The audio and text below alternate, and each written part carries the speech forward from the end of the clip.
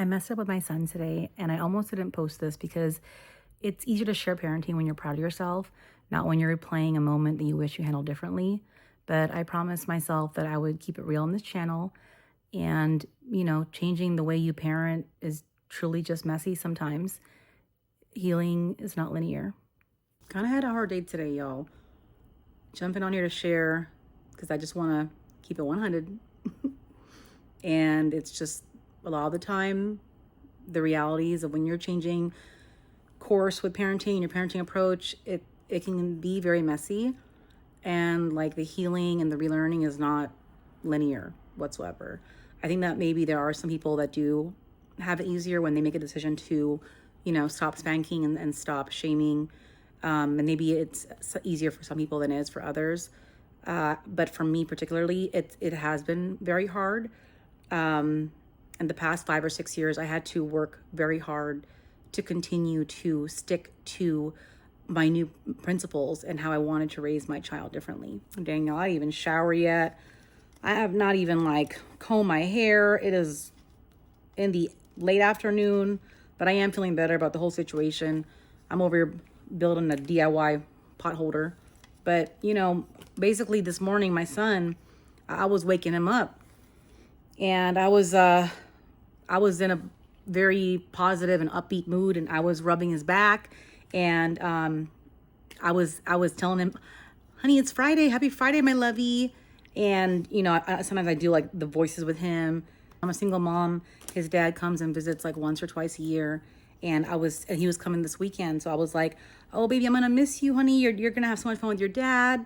And I was like, time to get up, my lovey. I was rubbing his back. And all of a sudden, he just snaps off and he goes off on me and he's yelling. And he's like, bro,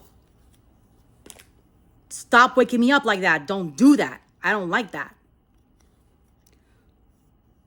A lot of the time when he has attitude, it's very easy for me to just kind of establish a boundary and be like, okay, I get you're upset, but I'm not going to let you talk to me that way. If you need space, you can let me know you need space.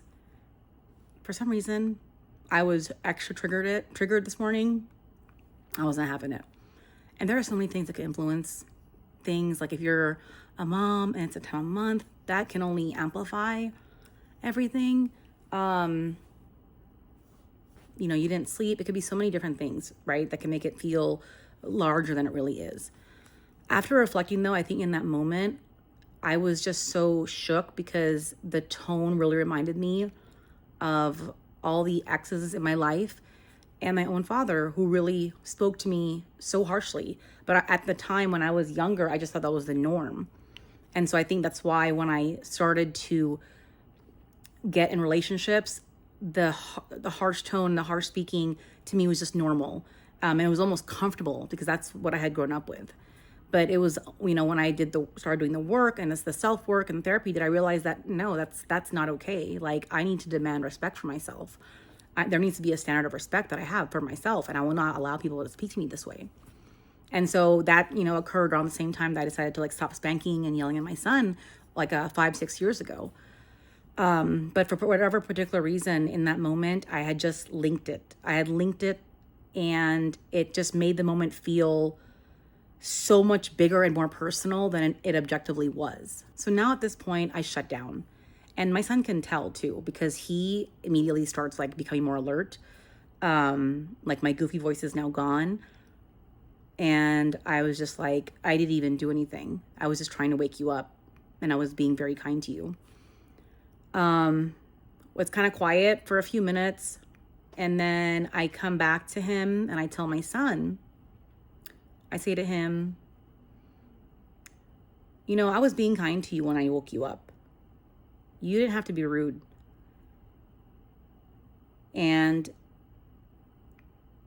if you want, when I wake you up next time, I can be an asshole about it, and I can treat you the way you just treated me just now. So I'm pissed already. And my son is not saying anything because he knows I'm upset. And of course, I regret my words now. In that moment, even when I said it, I was just so fired up. I kind of was heavier with how I was moving, you know, taking it very personally, right? And that's kind of like the number one thing with this parenting principle about raising your kids in a different way than you were raised, with respect and love and compassion, is that kids need a parent who leads, and not a parent who takes everything so personally, right? Because these kids, literally, their brain is not fully developed yet. So even in that moment, how he reacted, right? It was very normal, actually, for a kid that age. He's like preteen, dysregulated, right? And he feels safe and just comfortable to say whatever he wants.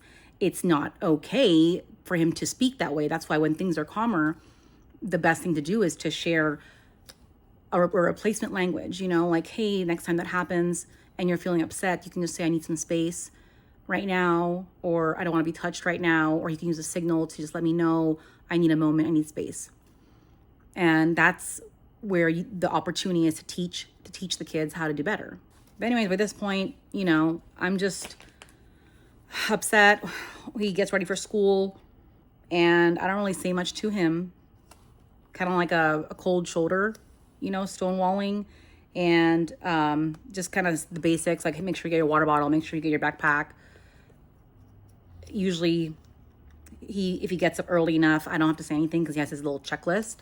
But we were running late already this morning. The whole time I'm telling myself, dang, I really don't want to send him off to school like this, because I know his dad's going to pick him up and I'm not going to see him for a few days. And every morning, it's such a loving morning, where we give each other kisses goodbye. He says, I love you, even when he's out of the car and all his friends are, he doesn't care. He's like, I love you, Mom. And it's just, every morning is just so, like, consistent, right? It's just a very sweet, like, goodbye, have a great day at school, whatever. And so I was just so upset. This is how the morning ended up. And I'm driving him to school, and there's that voice inside my head, like, don't send him off like this. But I couldn't shake it. And when I dropped him off at the school, well, on the drive there, it was just very quiet. I didn't even say a word. And usually we talk so much. We're laughing the whole way to school. We're talking, about what happened yesterday, what to look forward to the day of. But I was just so silent, and he was quiet too. And when I dropped him off, there was a voice in my head saying, don't, you're not going to see him for a few days. Like, tell him you love him. You're not going to see him. I couldn't do it. I was just so upset. When he got out of the car and he got distracted, saw one of his teachers. But even in the past, when it's happened before, he will say, I love you. He never forgets it. He never forgets to say, I love you to me. If I forget to say it first or whatever it is, if he's like literally already closing the door, and he'll yell it. But he, felt the distance as well, and also probably felt like sad or confused, uncomfortable. And so he saw his teacher and just, closed the door, didn't say anything. And I drove off. I was angry. I was still angry for maybe another like half hour after that. And I just kept saying to myself, after everything I do, I was so nice to you when you woke up. Everything I do for you, this is how you treat me. That's the thing, y'all. That's the bread and butter of like taking it personally as a parent, and what leads to, raising kids in a household where the tools are shaming them, berating them, yelling at them, spanking them. Most of the time is that's how we grew up, right? And so I feel like any other typical day, because I was clearly my feelings. I was in my feelings, and definitely 100%, I could have easily come to him when, in the moment, I could have said, okay, you need some space right now. When he woke up and he was grumpy, that's what I could have done, is just, you need space right now. Gotcha. And then later on, probably we didn't have time in the morning. Just, spend a few seconds and just tell him when he's like calmer, like, hey, I know you were tired, but speaking to me that way is not all right. And then give him replacement language, right? Or, just remind him, hey, I woke you up that way lovingly because I care about you. And here's what you can, do next time. After sitting with it, I think maybe like half an hour or so, it's like, okay, then this is typical dramatic, like preteen behavior. I didn't have to take it so personally. And I think just reminding myself, I have to separate him from my father and how the other men in my life spoke to me harshly. He's totally different from them, right? He's my child. And that's part of like a lot of the stories we tell ourselves, right? Like, why is my child trying to disrespect me? And in that moment, it's like he's trying to belittle me or emotionally like dominate me. In reality, he was just being a little bit startled, overstimulated, and just, yeah, being rude and then having attitude in a very like middle school, preteen type of way. And that's the thing, is like we carry so many stories with us, right? And we attribute so much meaning to what our kids do and how they say things or what they say, what they do. And a lot of the time that really gets in the way because we're not able to handle it properly because there's just we're just overwhelmed with so much stories and meanings that we're giving the situation. So at this point now, I'm obviously feeling like really crappy because anytime I mess up, right? I slip up and I snap off or whatever it is, I feel guilty. Even though I know that the most important thing is like to repair, I just felt guilty because the goodbye was just so disconnected. I felt so unfinished. There was all this distance and now I'm not going to see my baby for a few days. So it just put me in a whole funk. And I was just so upset that I let myself get so emotional about it. And I tried to show myself grace, but it was really hard to do that. And sometimes it is hard to do that. It's not always going to be easy to give yourself room to grow and decide that it takes time to rewire your brain and undo like decades of learned behavior. I started to hone in on that we didn't say I love you, and it was like I made it so symbolic, right? And that I'm looking at like one single morning versus patterns. Like I know how we are all the time, but this one moment I put so much meaning to it, and it just kind of brought me down. And so again, just like kind of zooming out from that and understanding that one dysregulated day doesn't erase all the progress and the connection and the relationship that we have. Just remembering that helped remind myself that I do deserve grace, and it's just another opportunity to continue to work on myself and keep getting better. So at this point, there's nothing I can do. I can't, he's going to be picked up by his dad after school. So I just decided that the best thing to do was to send him a little text message towards the end of the day. He has his little smartwatch with him. So I just sent him a message and I just said, hey, Lovey, I know we both had a rough start this morning. I love you so much, and I hope you have fun with your dad. I already miss you. So, I just wanted to send him something like light and grounding. Nothing like overly emotional, just kind of like reopening that connection. What an amazing kid, man. After school, he asked his dad to actually drop him by my house real quick. And usually when his dad does come and visit, they just go straight to the hotel and they hang out, right?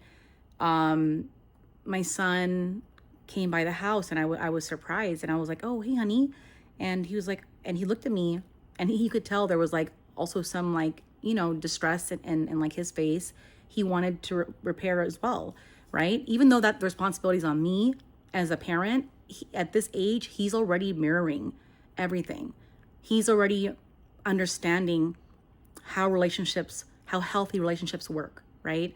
That you have to be accountable. You have to take ownership. You have to restore your integrity when you mess up, and you have to repair. And so even though the onus is on me to lead as the parent, when I'm already teaching him just by just how I'm acting, not even like through explanations or talking to him and teaching him this and that, but it's literally like leading by example. And so, yeah, I opened the door and he was just like, oh yeah, I didn't get a chance to say goodbye to you. And, he just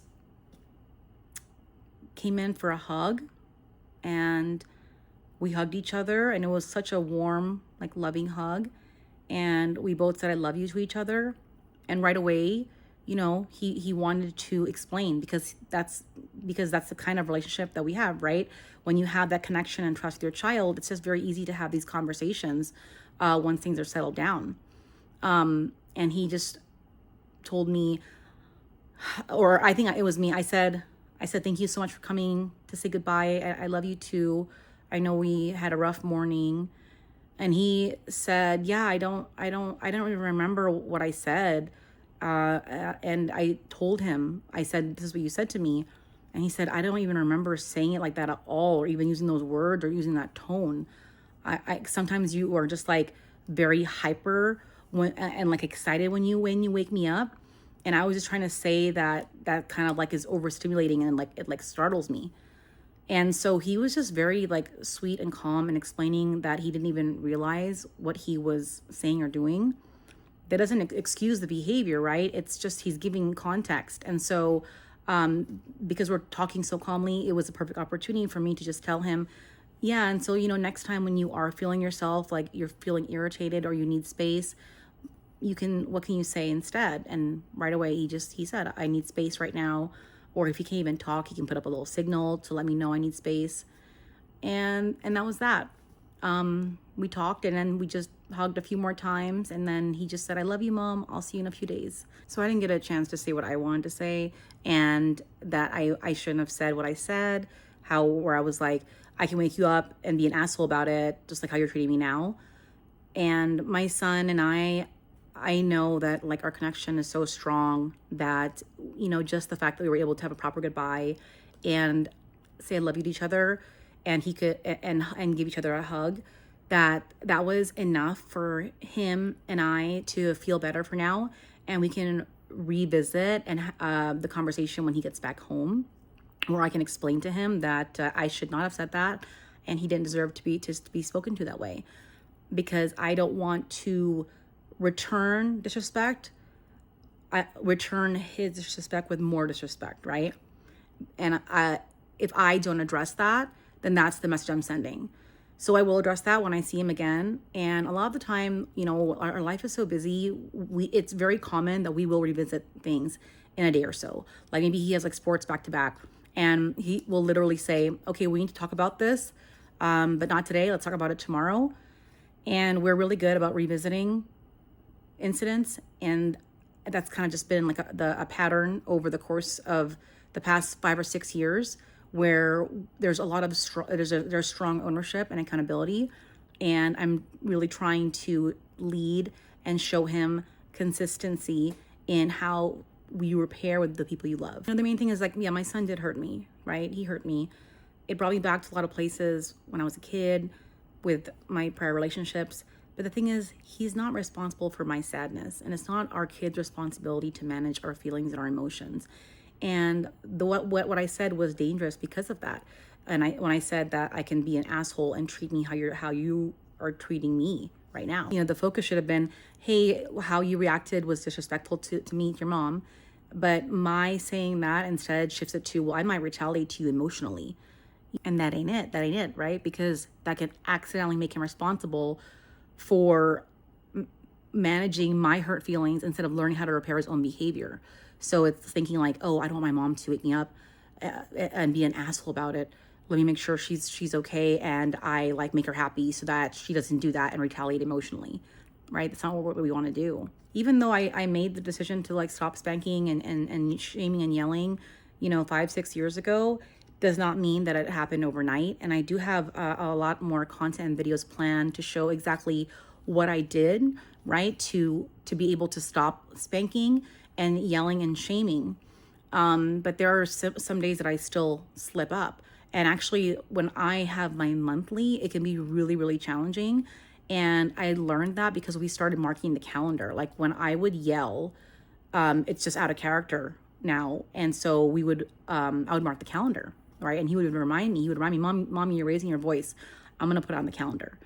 And I think when we were doing this, like, I don't know, maybe 4 years ago, it like the patterns just kind of showed, like it was the data that made it very clear was happening kind of like the week before my monthly. And so that piled on top of everything else, like childhood trauma that you're still working through in therapy.